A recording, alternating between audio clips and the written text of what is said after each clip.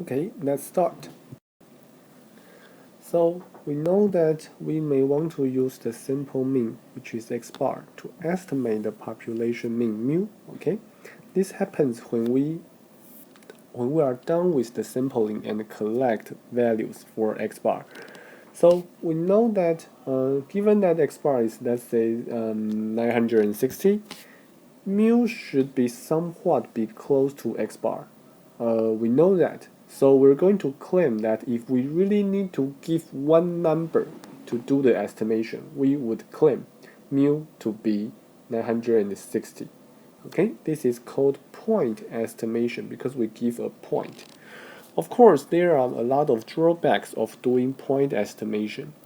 We know mu is close to x bar, but how close is it? We don't know. And more precisely, that means we want to find the difference between mu and x bar. We probably should believe that there is some differences because there are 3,000 stores, you only collect 7 numbers from it and calculate x bar. It's quite so possible that x bar is not equal to mu. But given that mu is unknown, you will never be able to know how far is the distance. Okay? So a better way should be to, instead of suggesting just one number, we probably can try to suggest an interval. Okay? And actually, everybody can suggest an interval, but with probability and statistics, your task is to estimate, to measure how good your interval is. Or more precisely, we want to measure how likely our interval would really contain mu. Okay, that's our task, and that's something I want to introduce in these videos. So, consider a population with unknown population mean mu. To make things as simple as possible, at this starting point, let's assume the population variance sigma square is known and the population follows a normal distribution. Okay, we're going to start with these two assumptions and then try to relax them later. But the concept and the idea you learn with these two assumptions would be carried over to other situations. Okay, so even though we start with a very restricted case, the topic here would be useful. Let's say the sample mean capital X bar as our estimator. Okay, this guy as an estimator is random because we don't know what's going to happen. But once we get that value, we get a realized value, which is a constant. Our plan is to give an interval whose center is at the to be realized X bar, and then we want to decide how large the interval is. Okay, so let's start with this example. Suppose the known population standard deviation is 4 or the population variance is 16, and let's assume the sample size is 8. Okay, then based on our X bar, capital X bar, we will choose a leg length B and claim that mu would be within our interval here. Okay, that means my strategy or my plan is to next Monday collect values and calculate X bar. And then once I have that, I'm going to open an interval centering at X bar with leg length B. Okay, so graphically, I'm going to open an interval. X bar is here, and the leg lengths are B. That's my plan. And then we know that given this interval, I am going to claim that mu is in this interval. This may be true, this may be false. And intuitively, okay, sorry, this is B. When our leg length becomes larger, we should be more confident about the correctness of our claim. Of course, a larger interval just means you are doing less accurate estimation. So we don't want the interval to be too large. Then our estimation is useless. We want to have a small enough, reasonably large interval, and we are able to calculate the probability to be right. And that's our target. So we are getting closer to the answer, given that we have formulated our problem, we have all the required notation. Now it's time to answer this question. I want to ask, for any given t, or let's make it consistent, let's say it's b, which is the leg length. So given the leg length, I want to ask, what's the probability for me to be correct? Okay, what's the probability for mu to be within my interval? So to remind you again, my interval is centering at x bar, and my interval is from x bar minus b to x bar plus b. I want to ask, what's the probability for mu to be really within my interval? Okay, that's my question. Given that my population is normal with mean mu and standard deviation sigma, one thing I know is x bar has its distribution which is also normal. Mean is also mu, and the standard deviation of x bar can be calculated in this formula, right? So I get square root of 2 as the standard deviation of x bar. So if I really want to draw the distribution for x bar, it would be a normal distribution with mean mu and the standard deviation square root of 2. And that's something I can do, even though I don't know the value of mu. Okay, if mu is 1000, then the mean is 1000. If mu is 1012, then this is 1012. I am just shifting the curve to the left, to the right, but the shape would just be the same. Okay, now suppose I propose to set the leg length to be square root of 2. Then my interval obviously becomes x bar minus square root of 2 and x bar plus square root of 2. I don't know what's mu, and before I do the sampling, I also don't know x bar. But now I want to ask how good my interval is. What's the probability for mu to be within my interval? If we are lucky, so that the realized x bar is close enough to mu in this sense, okay?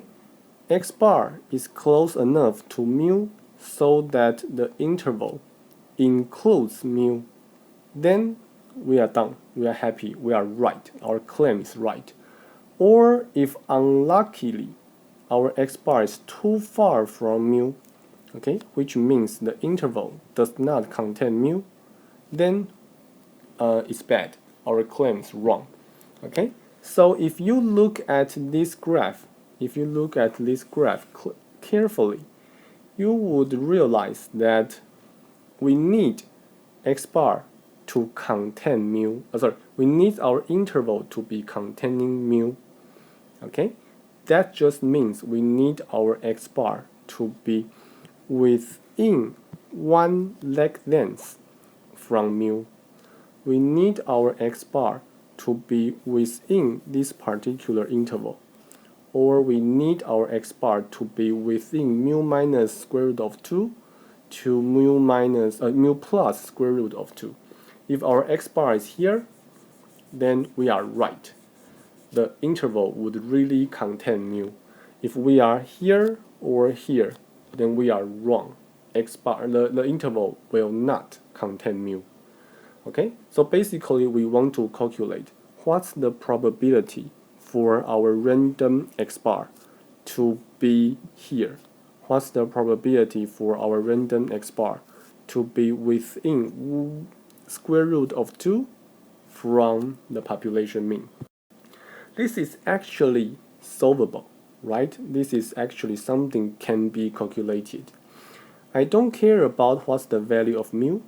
The interesting thing is that if I want to ask what's the probability for mu to be within my interval, that just means I need my x bar to be close enough from mu.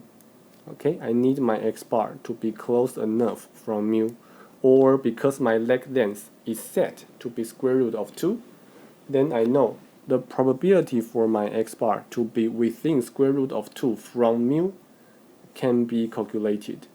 Why do we know that? Because we know the distribution of x bar. We know the standard deviation of x bar is just square root of 2. So this particular requirement is requiring x bar to be within one standard deviation from mu, and x bar is normal. So we really know how to do the calculation here. Okay? We really know how to do the calculation here.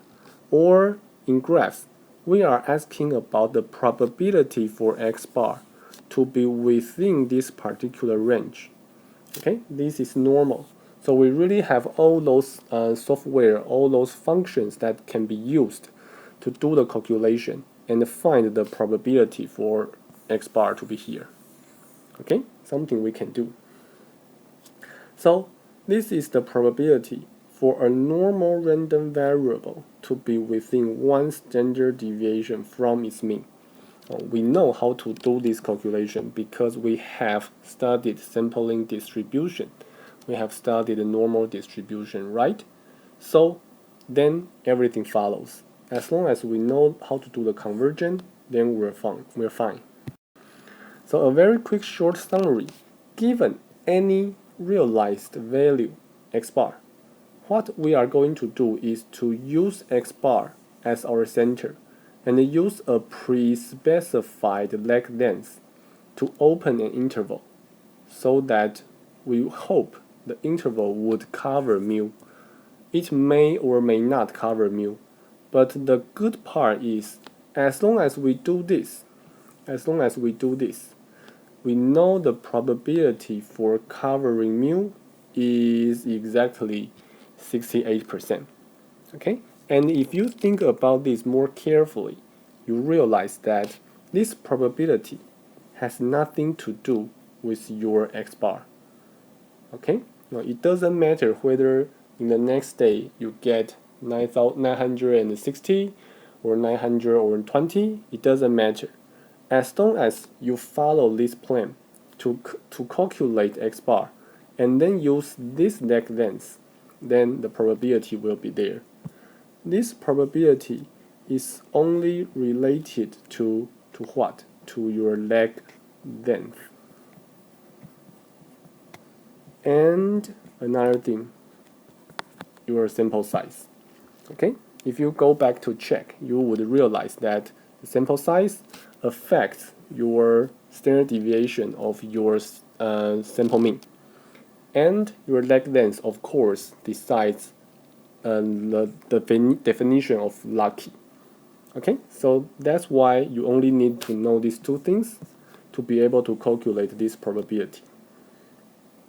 The calculation obviously depends on this particular term. This is your standard deviation for x bar.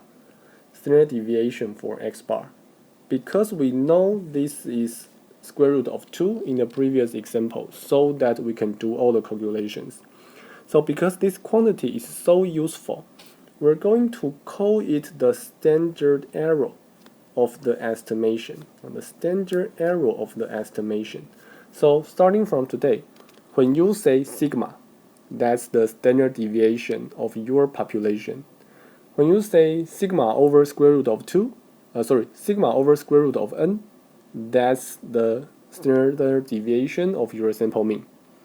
And the standard deviation of your sample mean is just also called standard error. Okay? So very quickly, let's see what's going to happen if we change our leg length. For example, how about we make it as twice longer? If we do that, then the definition of lucky becomes in some sense larger. Okay? Now we want to ask what's the probability for the random x bar to be within 2 standard deviation from the population mean. This is something you know how to calculate. This is around 95%. Okay? Then because of that, the probability for your mu to be within your interval is also 95%. So that means today we don't know what would be our random sample, and we don't know what's the sample mean for the next Monday. But as long as we use a specific lag length, as long as we have determined our sample size, then this can be calculated. Okay, the probability for our interval to cover the mu, to cover the population mean, can be calculated. Thank you.